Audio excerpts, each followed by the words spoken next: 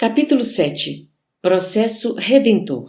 Retirando-nos do hospital, a noite que precedeu a desencarnação de Cândida, o assistente observou: não temos tempo a perder. Efetivamente, o trabalho de socorro à prezada enferma absorvera-nos algumas horas. Nosso esforço, continuou o prestimoso amigo, tem por especial escopo impedir a consumação dos processos tendentes à loucura. A rede de amparo espiritual, neste sentido, é quase infinita. A positiva declaração de desarmonia mental constitui sempre o término de longa luta. Claro está que não incluímos aqui os casos puramente fisiológicos, mormente em se tratando da invasão da sífilis na matéria cerebral. Reportamo-nos aos dramas íntimos da personalidade prisioneira da introversão, do desequilíbrio, dos fenômenos de involução, das tragédias passionais, episódios esses que deflagram no mundo aos milhares por semana. Nas esferas imediatas à luta do ser humano vulgar, onde nos achamos presentemente, são inúmeras as organizações socorristas dessa natureza. É imprescindível amparar a mente humana na crosta planetária em seus deslocamentos naturais. A vasta escola terrestre exige incessante e complexa colaboração espiritual. Indubitavelmente, a divina sabedoria não se descuidou da programação prévia de serviço neste particular. Se encarregou a ciência de superintender o desdobramento harmonioso dos fenômenos pertinentes à zona física, se incumbiu a filosofia de acompanhar essa mesma ciência, enriquecendo-lhe os valores intelectuais. Confiou à religião a tarefa de velar pelo desenvolvimento da alma, propiciando-lhe abençoadas luzes para a jornada de ascensão. A crença religiosa, todavia, mormente nos últimos anos, tem se revelado incapaz de tal cometimento. Falta-lhe pessoal adequado. Enquanto a edificação científica no mundo se apresenta qual árvore gigantesca, abrigando em seus ramos refertos de teorias e raciocínios as inteligências encarnadas, a religião, subdividida em numerosos setores, dá a ideia de erva raquítica a definhar no solo. O amor divino, porém, não ignora os obstáculos que assoberbam os círculos da fé. Se à investigação do conhecimento basta o valor intelectual, o problema religioso demanda altas possibilidades de sentimento. A primeira requer observação e persistência. O segundo, todavia, implica vocação para a renúncia. À vista disto, colaborando com os trabalhadores decididos, inúmeras legiões de auxiliares invisíveis ao olhar humano se desdobram em toda a parte, socorrendo os que sofrem, incentivando os que esperam firmemente no bem, melhorando sempre. Nosso esforço, portanto, em torno da mente encarnada é extenso e múltiplo. Forçoso é convir, no entanto, que se o programa dá motivo a preocupações, é também fonte de prazer. Experimentamos o contentamento de irmãos mais velhos, capazes de prestar auxílio aos mais novos. Indiscutivelmente, somos, em humanidade, uma só família. Verificando-se pausa natural nos esclarecimentos de Calderaro, indaguei, curioso. Como se opera, entretanto, a administração de tais auxílios? Indiscriminadamente? Não, explicou o interpelado. O senso de ordem preside-nos à atividade em todas as circunstâncias. Quase sempre é a força intercessória que determina os processos de ajuda. A prece, representada pelo desejo não manifestado, pelas aspirações íntimas ou pelas petições declaradas, proveniente da zona superior ou surgida do fundo vale, onde se agitam as paixões humanas, é, a rigor, o ascendente de nossas atividades. Dispunha-me a formular certa pergunta, oriunda de velhas concepções do separatismo religioso, quando Calderaro, percebendo-me a ponderação prestes a exprimir-se, acrescentou, calmo: não aludimos aqui a orações ou aspirações de correntes idealísticas determinadas. O dístico não interessa. Colaboramos com o Espírito Eterno em sua ascensão à zona divina, aduzindo novas forças ao bem, onde ele se encontre, independentemente de fórmulas dogmáticas ou não, com que ele se manifeste nos círculos humanos. Nosso problema não é de favoritismo, senão de espiritualidade superior, mercê da união dos valores substanciais em favor da vida melhor. A essa altura das lições que eu recebia em forma de palestra ligeira, enquanto nos movimentávamos em serviço, atingimos residência de aspecto simples que se distinguia pelo jardim bem cuidado em toda a volta. Temos aqui, disse-me o instrutor, indefesso companheiro de outras épocas, reencarnado em dolorosas condições. De algumas semanas para cá, assisto-lhe a mãezinha através de passes reconfortantes. Em virtude da horrível estrutura orgânica do filho, a ela encadeado há muitos séculos, a razão da pobrezinha está periclitando. Prende-se mutualmente por grilhões de graves compromissos. Considerando-lhe o nobre costume da oração em horário pré-fixado, valemo-nos dessas ocasiões para vir-lhe em amparo. Admirando a ordem instituída para os quefazeres de nosso plano e que transparecia nas mínimas ações, silenciosamente acompanhei Calderaro ao interior doméstico. Em rápidos minutos, achávamo-nos em pequena câmara onde magro doentinho repousava, choramingando. Cercavam-no duas entidades tão infelizes quanto ele mesmo, pelo estranho aspecto que apresentavam. O menino enfermo inspirava piedade. É paralítico de nascença, primogênito de um casal aparentemente feliz, e conta 8 anos na existência nova, informou Calderaro, indicando-o. Não fala, não anda, não chega a sentar-se, vê muito mal, quase nada ouve da esfera humana. Psiquicamente, porém, tem a vida de um sentenciado sensível a cumprir severa pena, lavrada, em verdade, por ele próprio. Há quase 2 séculos, decretou a morte de muitos compatriotas numa insurreição civil. Valeu-se da desordem político-administrativa para vingar-se de desafetos pessoais, semeando ódio e ruínas. Viveu nas regiões inferiores, apartado da carne, inomináveis suplícios. Inúmeras vítimas já lhe perdoaram os crimes. Muitas, contudo, seguiram-no obstinadas anos afora. A malta, outrora densa, rareou pouco a pouco, até que se reduziu aos 2 últimos inimigos, hoje em processo final de transformação. Com as lutas acremente vividas, em sombrias e dantescas furnas de sofrimento, o desgraçado aprestou-se para esta fase conclusiva de resgate. Conseguiu, assim, a presente reencarnação com o propósito de completar a cura efetiva em cujo processo se encontra faz muitos anos. A paisagem era triste e enternecedora. O doente, de ossos enfesados e carnes quase transparentes, pela idade, deveria ser uma criança bela e feliz. Ali, entretanto, se achava imóvel, a emitir gritos e sons guturais, próprios da esfera subhumana. Com o respeito devido à dor e com a observação imposta pela ciência, verifiquei que o pequeno paralítico mais se assemelhava a um descendente de símios aperfeiçoados. Sim, o espírito não retrocede em hipótese alguma, explicou Calderaro. Todavia, as formas de manifestação podem sofrer degenerescência, de modo a facilitar os processos regenerativos. Todo o mal e todo o bem praticados na vida impõem modificações em nosso quadro representativo.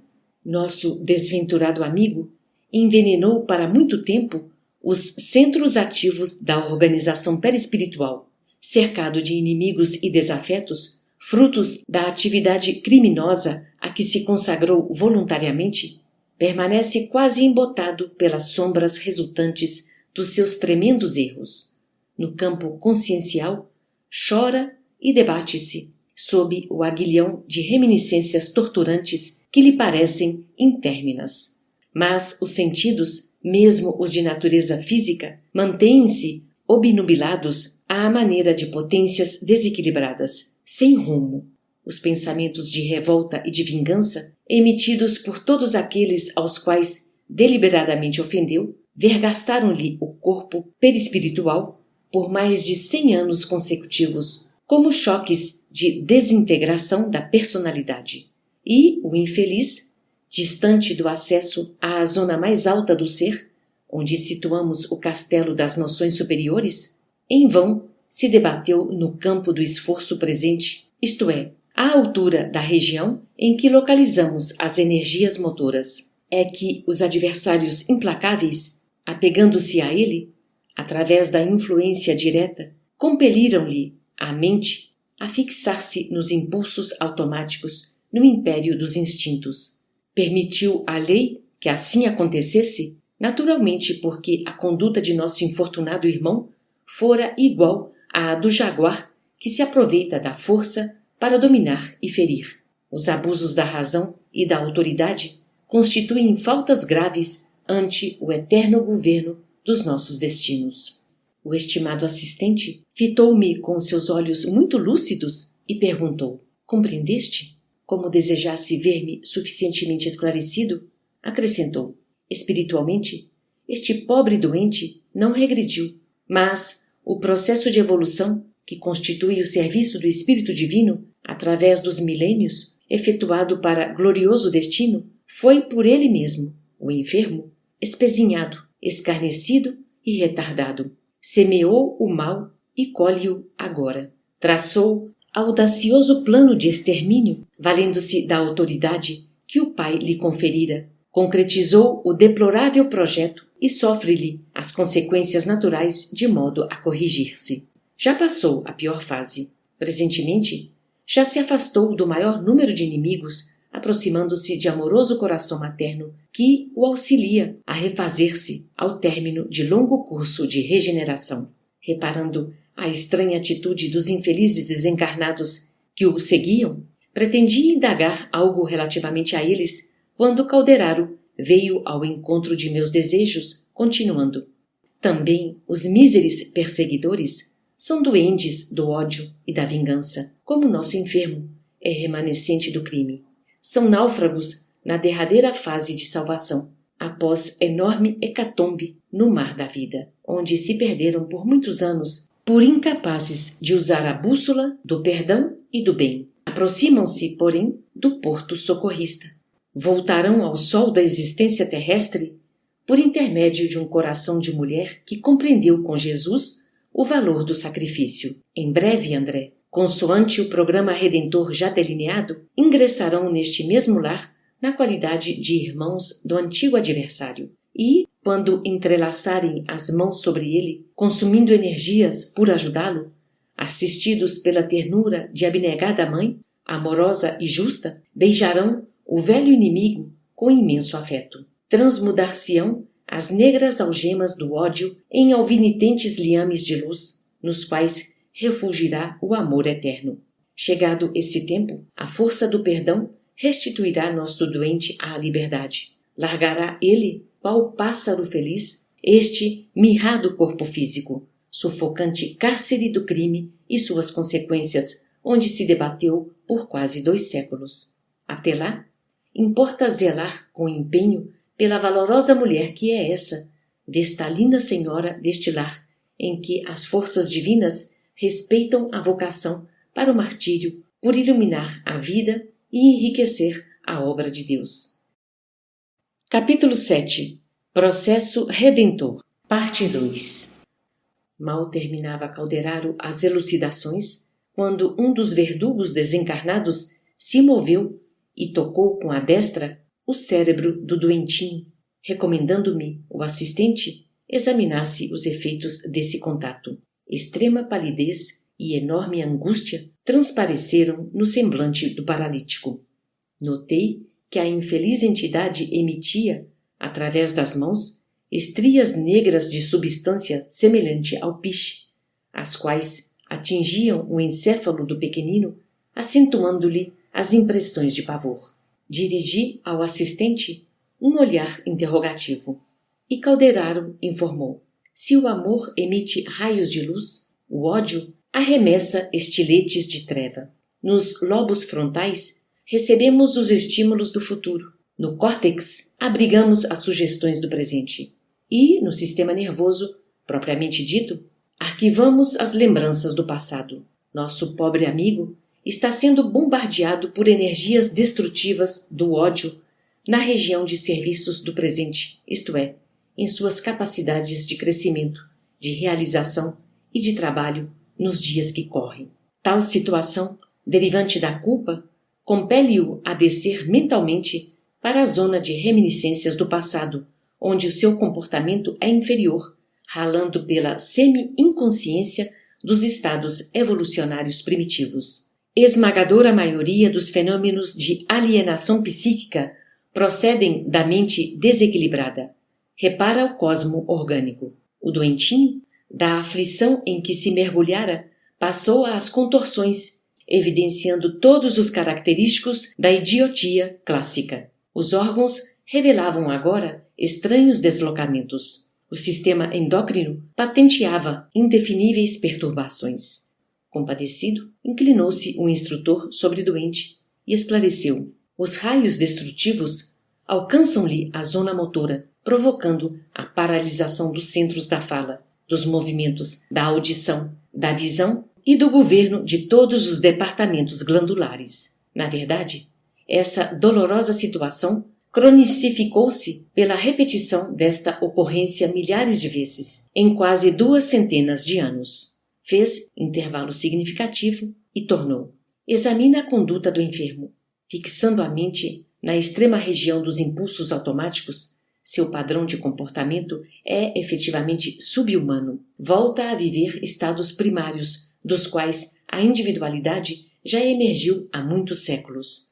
Em outros casos menos graves, a medicina atual vem utilizando a terapêutica do choque, à maneira do experimentador que investiga nas sombras, examinando efeitos e ignorando as causas. Cumpre-nos, no entanto, reconhecer que o belo esforço da psiquiatria moderna merece o maior carinho de nossas autoridades espirituais, que patrocinam os médicos diligentes e devotados, orientando-os para o bem comum, simultaneamente em diversos centros culturais. Por enquanto, não podem aceitar a verdade como seria de desejar, em virtude da necessidade de guardar-se a medicina terrena em campo conservador, menos aberto aos aventureiros.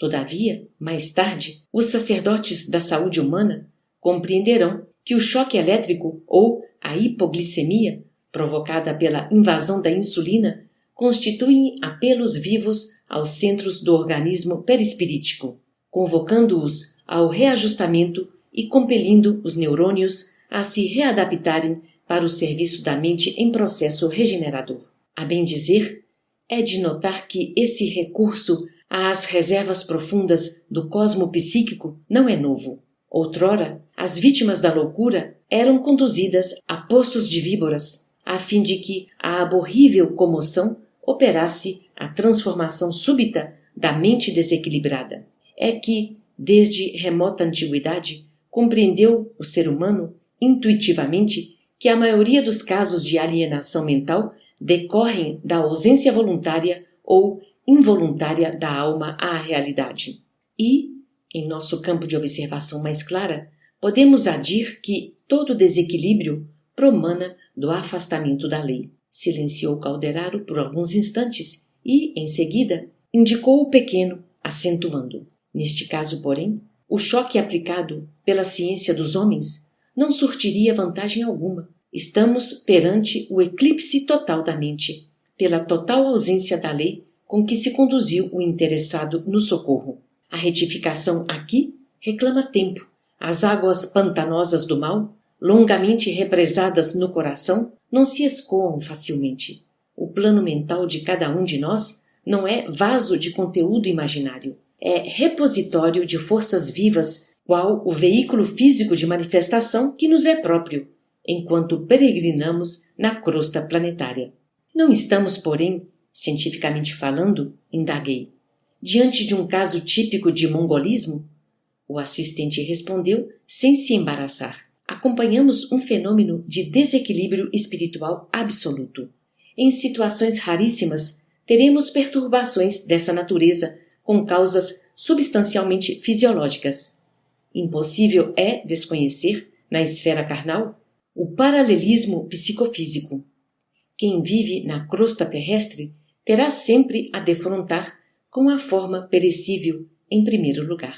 Daí, não podermos excluir da patologia da alma o envoltório denso, nem menosprezar a colaboração dos fisiologistas abnegados que, atentos, se dedicam às investigações da fauna microscópica, do reajustamento das formas, do quadro dos efeitos. Não nos esqueçamos, contudo, que analisamos agora o domínio das causas. O desvelado amigo parecia disposto a prosseguir, dilatando-me os conhecimentos a respeito do assunto, quando ouvimos passos de alguém que se aproximava.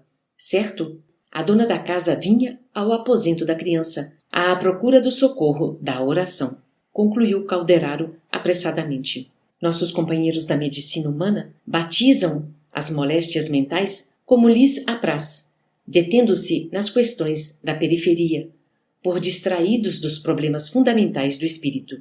Relativamente aos assuntos científicos, conversaremos amanhã, quando prestaremos assistência a jovem amigo. Nesse momento, a mãezinha, que ainda não contava 30 anos, acercou-se do enfermo, sem se dar conta de nossa presença espiritual. Estacou, tristonha, de pé junto ao berço, afagando-lhe a fronte, aljofrada de suor, ao termo das contorções finais. Afastou a colcha rendada, levantou-o, cuidadosa, e abraçou-o, ungindo-o com o mais terno dos carinhos. O menino aquietou-se. Logo após, a genitora entrou a orar, banhada em lágrimas, afigurando-se-me um cisne da região espiritual a desferir maravilhoso cântico. Enquanto Calderaro operava, reparando-lhe as forças nervosas em verdadeira transfusão de fluidos sadios que o dedicado colaborador transferia de si próprio, eu, de minha parte, acompanhava com vivo interesse a prece maternal. A jovem senhora entremeava de ponderações humanas a cordial rogativa. Por que não a ouvia o Senhor, nos altos céus, permitindo um milagre que restituísse o filhinho ao equilíbrio tão necessário? Casara-se havia 9 anos, sonhando um jardim doméstico repleto de rebentos felizes. Entretanto, a primeira flor de suas aspirações femininas ali se encontrava, ironicamente, aberta, numa facies horrível de monstruosidade e de sofrimento.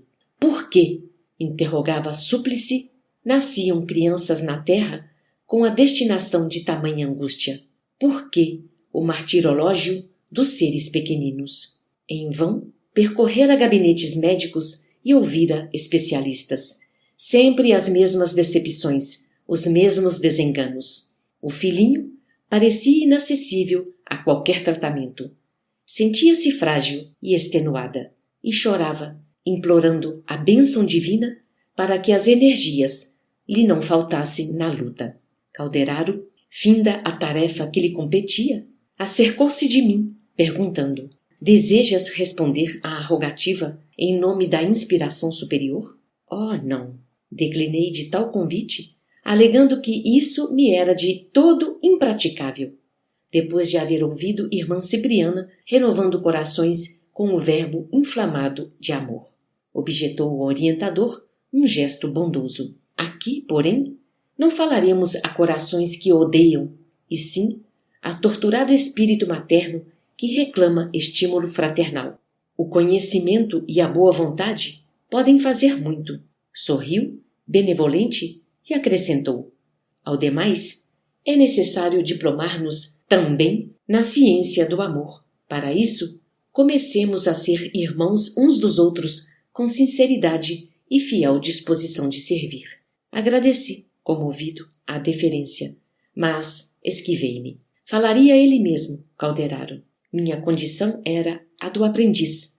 Ali me encontrava para ouvir-lhe as sublimes lições. O abnegado amigo colocou as mãos sobre os lobos frontais dela, como atraindo a mente materna para a região mais elevada do ser, e passou a irradiar-lhe tocantes apelos, como se lhe fora desvelado pai falando ao coração. Fundamente sensibilizado, assinalava-lhe as palavras de ânimo e de consolação, que a afetuosa mãezinha recebia em forma de ideias e sugestões superiores.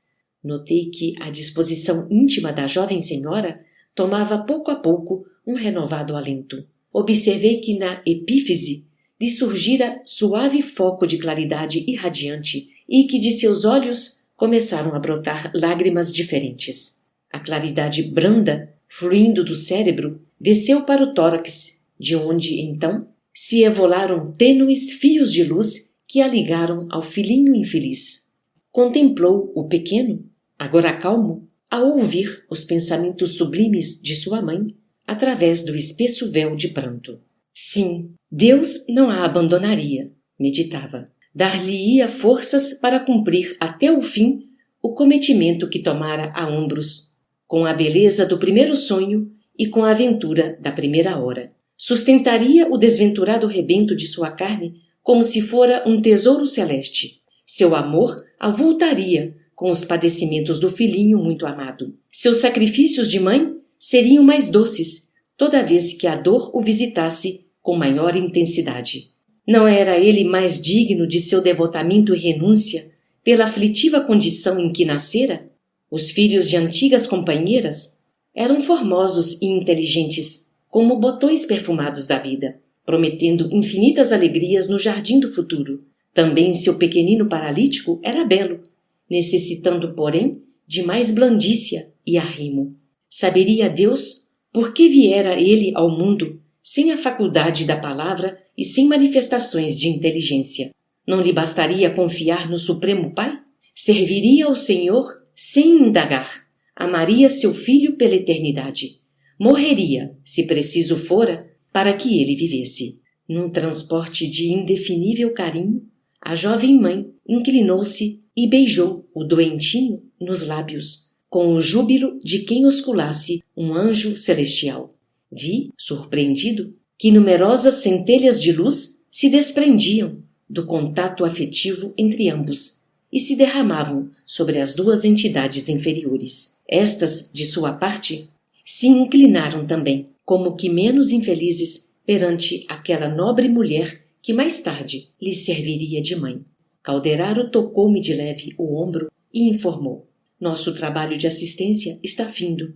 Vamo-nos. E, indicando mãe e filho juntos, concluiu, examinando essa criança sofredora como enigma sem solução: alguns médicos insensatos da terra se lembrarão talvez da, entre aspas, morte suave. Ignoram que, entre as paredes deste lar modesto, o médico divino, utilizando um corpo incurável e o amor, até o sacrifício de um coração materno, restitui o equilíbrio a espíritos eternos, a fim de que, sobre as ruínas do passado, possam irmanar-se para gloriosos destinos.